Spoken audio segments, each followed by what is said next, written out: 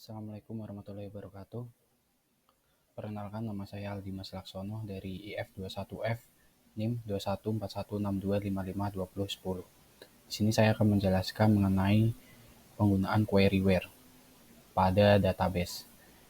Saya sudah menyiapkan 10 contoh kasus penggunaan queryware. Di antaranya saya sudah kelompokkan, ada persamaan sederhana, kemudian ada operator perbandingan, kemudian ada kondisi logika, kondisi nul, kemudian ada kondisi gabungan. Yang pertama, sebelumnya saya menggunakan database yang sudah saya buat sendiri dengan tabelnya, itu ada tabel user dan tabel transaksi nilai. Untuk di sini saya menggunakan dbeaver. Sebelumnya saya untuk membuat satu script ini, langkahnya mudah kalau di dbeaver, yaitu tinggal klik kanan pada database, SQL editor, kemudian new SQL script. Dia otomatis jika kita membuat script di situ, dia secara otomatis akan mengarahkan ke database yang sudah kita tuju. Untuk query pertama, ada persamaan sederhana, yaitu ada select bintang from user. U di sini merupakan singkatan dari nama tabel. Jika menggunakan dbeaver sendiri dia akan secara otomatis memberikan nama singkatan kepada tabel. Jadi apabila kemudian nantinya kita menggunakan tabel tersebut lagi, cukup kita panggil nama singkatannya saja, karena di dbeaver dia udah ditranslatekan atau secara otomatis diberikan singkatan. Dan kondisinya where, di mana ID TC sama dengan 6. Jadi jika di user ada ID TC, data yang akan ditampilkan yaitu ID TC yang bernilai 6.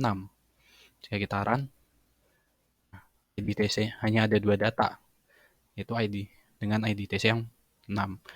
Kemudian ada select bintang from user where namemus Hanisa Fitri.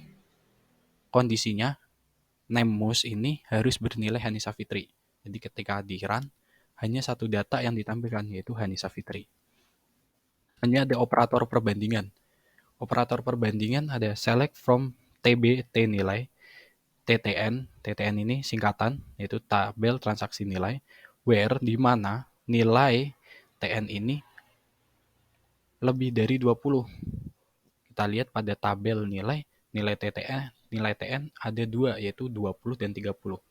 Jika query tadi kita running, harusnya hanya satu yang ditampil, yaitu nilai yang 30. Jika kita balik,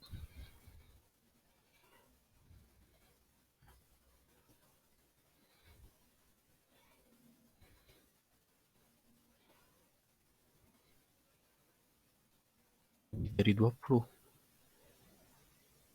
Kurang dari 20. Ada nggak? Nggak ada kurang dari 20 di sini. Paling kecil yaitu 20. Tuh.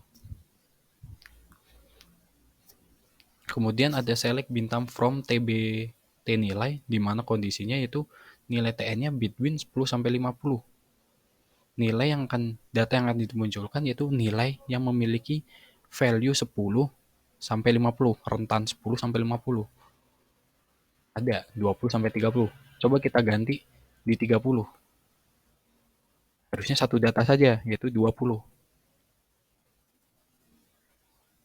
Oh no, 2 data, yaitu dengan 30. Jika kita taruh di 20, ini satu data.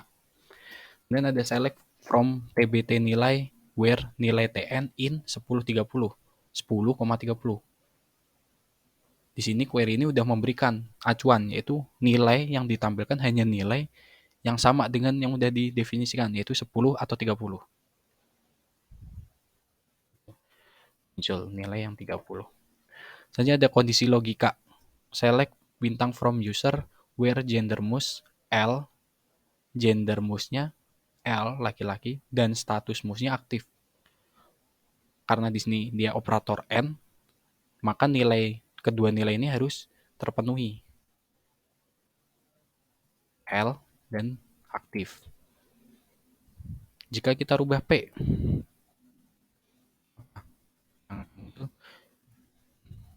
gendernya P dan statusnya wajib aktif.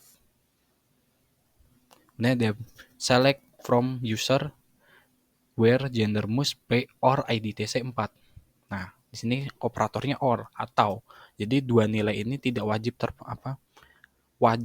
terpenuhi salah satu. Hanya salah satu yang wajib terpenuhi.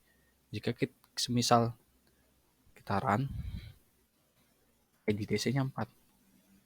Di sini IDTC-nya 6 dia muncul karena di gender must dia memenuhi syarat yaitu P.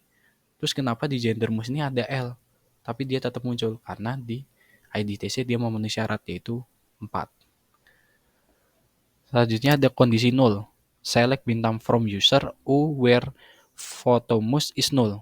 Dia menampilkan data berdasarkan foto pada kolom foto must yang bernilai 0 atau kosong.